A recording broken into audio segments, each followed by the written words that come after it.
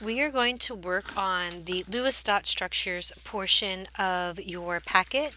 So we are on page 4 of your note packet. It should be the pink packet. At this point, you should have already completed watching the valence electrons video. The big idea questions are: what are valence electrons and what is a Lewis dot structure? Also, you should already have completed the foldable that should be on page 5, and we will work on that at the end of the video. Lewis dot structures, slide 3 on page 5. The element symbol in valence electrons. So what you are writing is the element symbol from the periodic table, and the valence electrons you will use as dots. And you will also get that from the periodic table. This information was presented in the last unit. So the valence electrons are indicated at the top of the periodic table. They show how bonds are made and also show the type of bond. We can determine the valence electrons, so that's something you may not remember from the last unit, by looking at the family number or group. So first, what are valence electrons? Valence electrons are the outermost electrons for the outermost energy level. So we did not spend time doing Bohr models, but they would be the circle diagrams you may have done in middle school. They're the guys that are the furthest away from the nucleus, and they're the ones involved in bonding. So you want to look at the periodic table for the family number and the group number, whichever way you want to look at it. You can use the Roman numerals, or you have to modify using the regular numbers. So the Roman numerals from the periodic table are 1 through 8.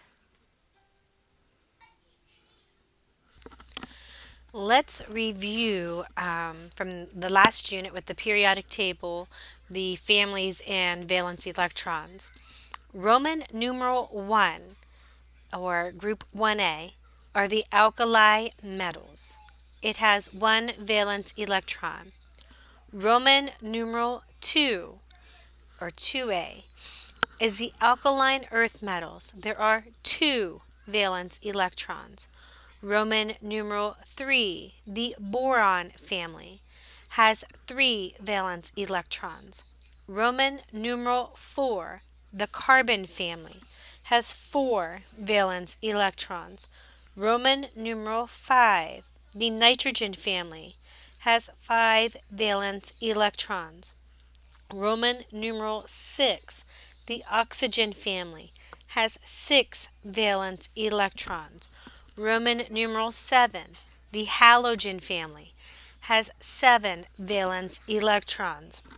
Roman numeral 8 is the noble gases. There are 8 valence electrons.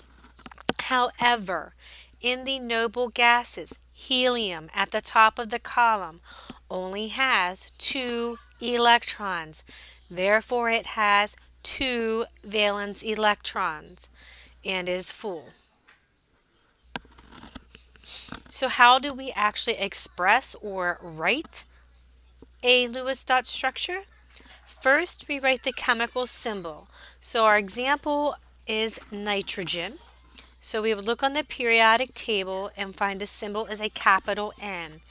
If you use lowercase letters, it will be marked wrong on a test. Then you look at the family number. So once again, those Roman numerals equal the valence electrons. For nitrogen, there are 5 valence electrons because the Roman numeral at the top of the column is 5. And then you draw dots to represent the valence electrons. We do not pair up the dots until we have to.